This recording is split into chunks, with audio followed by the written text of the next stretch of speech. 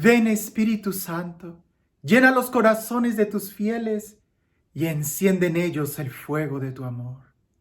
Envía, Señor, tu Espíritu y todo será creado y se renovará la faz de la tierra. Del libro Hechos de los Apóstoles, capítulo 8, de los versículos 26 en adelante. Un ángel del Señor habló así a Felipe: ponte en marcha hacia el sur, por el camino que baja de Jerusalén a Gaza, atravesando la estepa. Felipe se avió y partió. Por el camino vio a un etíope, eunuco, alto funcionario de Candace, reina de los etíopes, que estaba a cargo de todos sus tesoros y que había venido a adorar en Jerusalén. En aquel momento regresaba sentado en su carro leyendo al profeta Isaías. El Espíritu dijo a Felipe: acércate y ponte junto a ese carro. Felipe corrió hacia él y le oyó leer al profeta Isaías. Le preguntó: ¿entiendes lo que vas leyendo? Él respondió: ¿cómo lo puedo entender si nadie me guía en la lectura? El etíope rogó a Felipe que subiese y se sentase con él. El pasaje de la escritura que iban leyendo era este: fue llevado como una oveja al matadero, y como cordero mudo delante del que lo trasquila. Así él no abre la boca. En su humillación le fue negada la justicia. ¿Quién podrá contar su descendencia? Porque su vida fue arrancada de la tierra. El eunuco preguntó a Felipe: te ruego que me digas de quién dice esto el profeta, de sí mismo o de otro. Felipe entonces tomó la palabra y, partiendo de este texto de la Escritura, se puso a anunciarle la buena nueva de Jesús. Siguiendo el camino llegaron a un sitio donde había agua. El eunuco dijo: aquí hay agua, ¿qué impide que yo sea bautizado? Dicho esto, mandó detener el carro. Bajaron ambos al agua, Felipe y el eunuco. Felipe lo bautizó y al subir del agua, el Espíritu del Señor lo arrebató, de modo que ya no volvió a verle el eunuco, que siguió gozoso su camino. Felipe se encontró de pronto en Azoto. Recorrió evangelizando todas las ciudades hasta llegar a Cesarea. Antes de entrar de lleno al texto, quiero hacer algunos recordatorios y algunos comentarios, porque seguramente van a surgir algunas cuestiones o preguntas.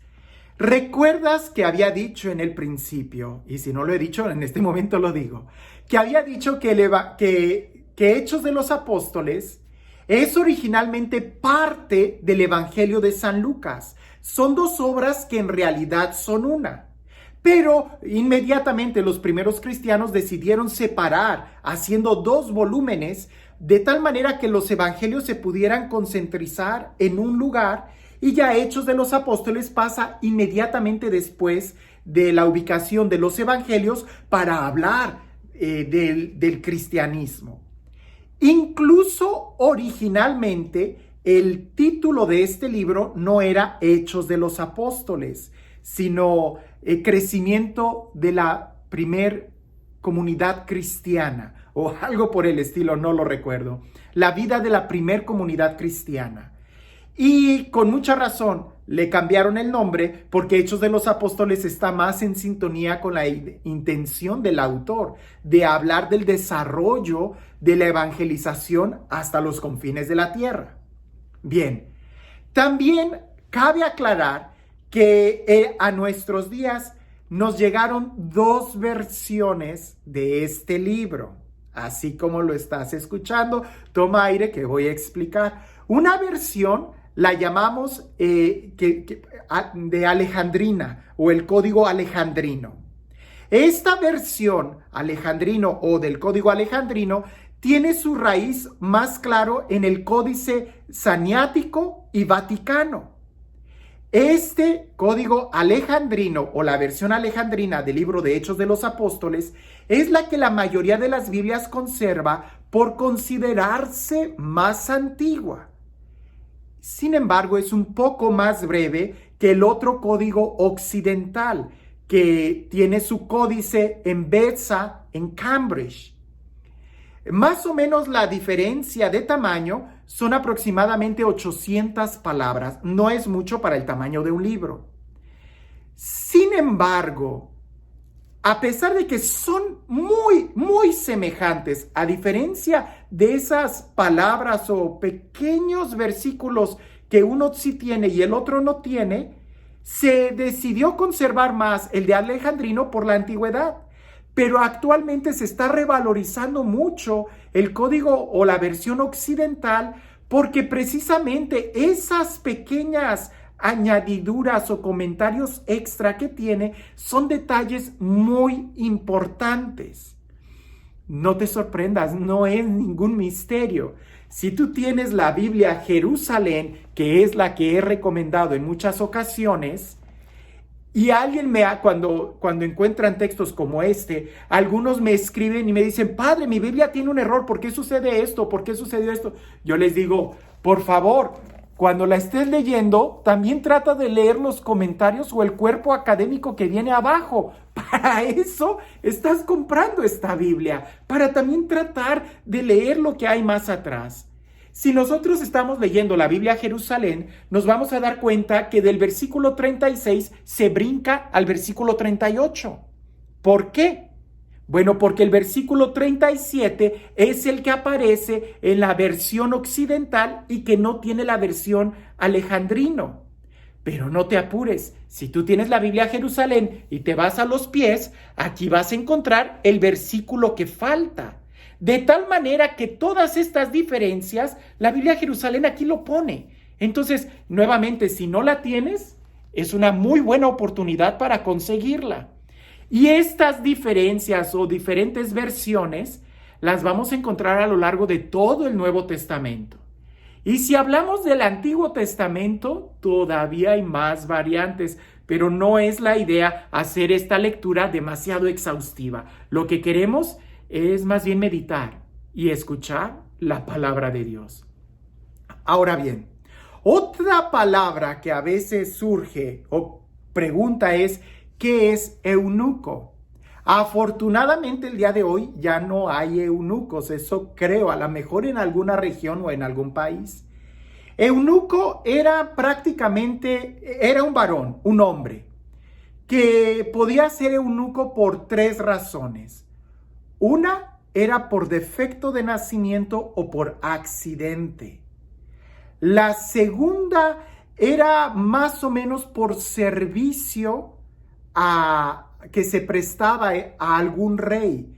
Eunuco significa castrado, es decir, se le quita los testículos y el pene, se le castra.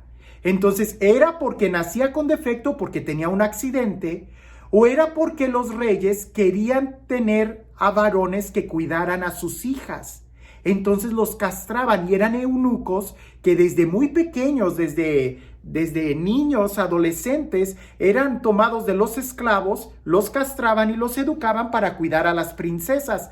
De esa manera no iban a abusar de la princesa y el eunuco podía ser como un sirviente que cuidara de la princesa todo el tiempo, día y noche. Eran como esclavos protectores, pero para que no fueran a tener ningún problema, eso era lo que hacían.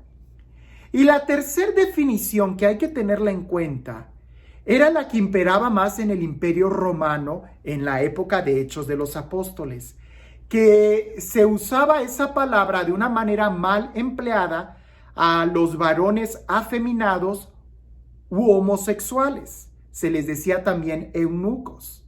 Entonces, cualquiera que haya sido la razón, y parece que esta es más en la segunda, porque este era el que cuidaba o trabajaba era un funcionario de Candace, ¿verdad? Y cuidaba los tesoros, entonces pudiera ser más o menos que desde su infancia o niñez lo castraron para cuidar los bienes o a una princesa. Ahora, otro aspecto importante es de que este personaje era etíope. Y aquí entra una duda muy fuerte. Algunos comentaristas se inclinan a decir que él era pagano, que él no era judío. Pero si él entró al templo de Jerusalén para adorar, entonces quiere decir que sí era un judío, pero era helénico, es decir, de los que habían nacido fuera de Palestina. Y esta versión o esta idea puede ser más fuerte y más clara porque él está leyendo el libro del profeta Isaías en griego. ¿Cómo lo sabemos? Porque también hay algunas diferencias en la traducción cuando lo leen directamente del hebreo o cuando lo leen del griego. El texto que aquí nos cita es el texto de la versión de los 70 que es griego. Ahora sí, ya que hicimos una especie de estudio muy breve sobre el contexto, vamos al texto. Hay que subrayar, los apóstoles regresan a Jerusalén. Pedro y Pablo regresan a Jerusalén y Felipe sigue evangelizando y Felipe continúa evangelizando a otros lados. Incluso el ángel del Señor le habla a Felipe y le dice: ponte en marcha hacia el sur, por el camino que baja de Jerusalén a Gaza. Hablemos de los apóstoles. Los apóstoles regresan a Jerusalén porque la misión no es su hogar, es una misión donde ellos van y predican. Pero también hay que recibir, hay que tener una comunidad base, hay que tener una autoridad sobre ti. Y los apóstoles regresan a Jerusalén, que es en donde pertenecen en ese momento. Esto es muy importante, porque todos están bajo una autoridad. Incluso cuando Felipe está predicando en los samaritanos y los de Jerusalén se enteran de eso, van a supervisar, a guiar e incluso a orar, imponer las manos, a administrar un sacramento para que esa comunidad esté más unida a la de Jerusalén. Y ellos regresan a Jerusalén. Ahora, el Espíritu, el ángel le dice: ve camino bajo de Jerusalén. Es decir, Felipe sale y se mueve de Samaria hacia esa región. Curiosamente, podemos decir nosotros, la gracia y la misericordia y la experiencia de Dios se tenía dentro del templo de Jerusalén. Pero las profecías hablaban de un río que salía de Jerusalén y que por donde pasaba ese río iba sanando todo. ¿Recuerdas esas profecías? Pues bien, ahora la salvación sale de Jerusalén. A las afueras de Jerusalén, cuando se está retirando, ahí es donde tiene un encuentro muy particular. Este momento, cuando él está bajando y que es guiado por el Espíritu de una manera increíble, Felipe debió de haber desarrollado una docilidad que obedecía al Espíritu y le escuchaba muy bien. Cuando se empareja, va escuchando que el eunuco está leyendo al profeta Isaías y le dice: ¿entiendes lo que estás leyendo? Hago una pausa. El eunuco venía de Jerusalén porque había adorado a Dios, lo que quiere decir que era una persona muy piadosa.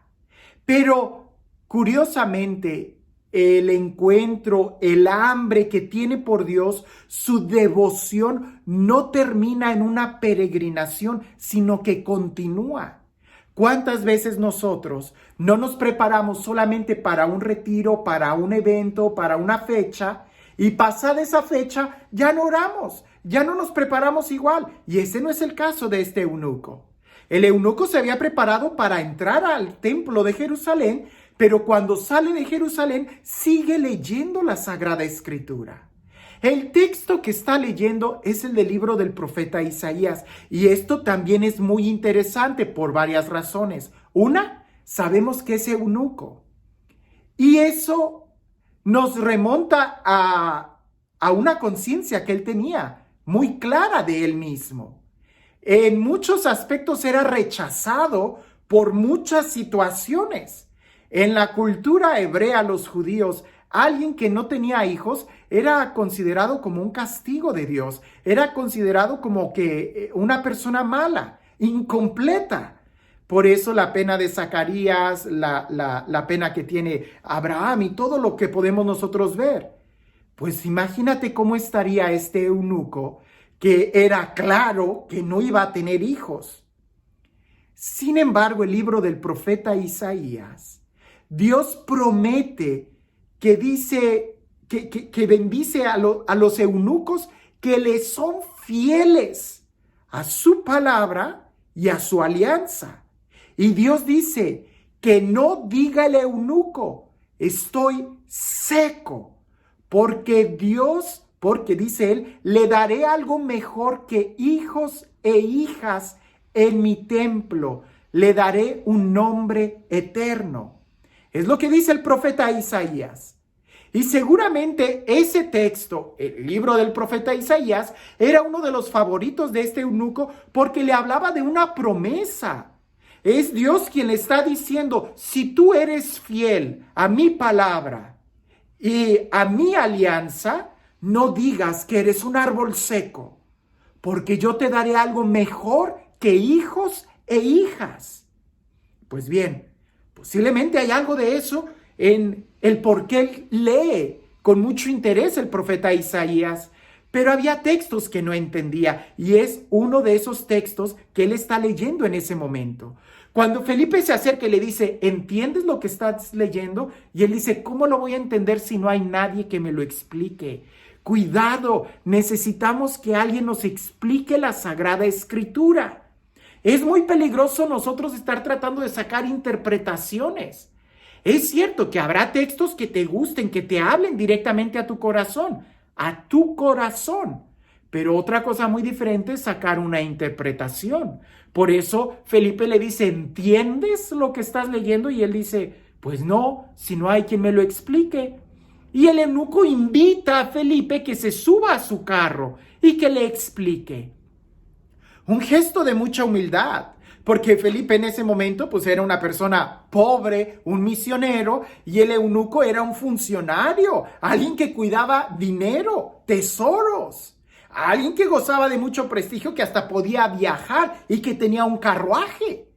Pues el texto que está leyendo del profeta Isaías es un canto del siervo, y cuando lo leemos sobra entender que lo que Felipe va a hacer a continuación es explicarle el querigma, porque el eunuco dice, ¿el profeta lo dice de él o por alguien más? Y Felipe dice, está hablando por alguien más, por Jesucristo. Y le empieza a hablar, haga una pausa, por favor, lee el querigma. Es importante, escúchalo, entiéndelo, analízalo. Hay un curso. No es que le esté dando publicidad al curso, sino hay muchos cursos, predicaciones del querigma, tenemos que entenderlo, es lo básico. Él, cuando lo entiende, le dice, ¿hay algún impedimento para ser yo bautizado? Y en ese momento lo bautiza. El Espíritu Santo viene sobre él y toma a Felipe. Dependiendo qué versión estés leyendo, la de Alejandrina o la de la versión occidental, es donde hay una diferencia. En la versión alejandrina dice que el Espíritu bajó y arrebató a Felipe. En la versión occidental dice que el Espíritu Santo bajó sobre el eunuco y arrebató a Felipe. La diferencia es muy mínima, pero podemos entender el movimiento. Ahora, nosotros podemos hacer algunas preguntas para poder profundizar más este texto. Número 1. ¿Qué limitaciones tú tienes en tu vida que te hacen confiar y acercarte más a Dios? Así como el eunuco tenía un libro favorito por su condición que no podía olvidar, así también nosotros deberíamos de tener algo. San Pablo incluso dice, 3 veces le he pedido al Señor que me quite este aguijón y el Señor me ha respondido, mi gracia te basta. Nuestras limitaciones, lejos de ser limitaciones, deben de ser un escalón que nos ayuden a confiar más en Dios y a estar más en conexión con Él. ¿Cuántos santos no han descubierto en su debilidad una forma de acercarse más a Dios? Porque si no fuera por esa debilidad, no se acercarían a Dios y confiarían más en sus fuerzas. El eunuco sabe reconocer que necesita a Dios y se abraza de una promesa que lo hace llevar a un encuentro profundo con Dios. Segundo momento o pregunta, ¿Tú te preparas solamente para un retiro? ¿Solamente para un evento? ¿O después de ese retiro te sigues preparando? Porque, por ejemplo, la Cuaresma, nos preparábamos para la Pascua y después de la Pascua, nos preparamos para Pentecostés y después de Pentecostés. El eunuco se sigue preparando después de haber ido a Jerusalén. Y es precisamente en ese deseo, en esa hambre que tiene de Dios, que Dios le responde en el camino. Es después. No salió decepcionado de haber ido a Jerusalén, siguió buscando. Esa es la actitud que debemos de tener de alguien que sigue buscando a Dios. Así que trata de buscar algo que te ayude a mantenerte en conexión con Dios y no te canses de buscar, porque aunque no entiendes, Dios te proveerá de un maestro o de un Felipe que te ayude a entender la Sagrada Escritura si tú estás dispuesto a escuchar. Y también, si pensamos en Felipe, ¿qué tan dóciles somos para escuchar la inspiración del Espíritu Santo? Y si pensamos en los apóstoles al principio, ¿tú regresas a tu comunidad, a tu casa, donde te estás alimentando? ¿O crees que solamente se trata de dar y dar y dar y dar? No, también hay que recibir. Espero que puedas leer este texto nuevamente y dejar que Dios hable a nuestro corazón. Que tengas un excelente día.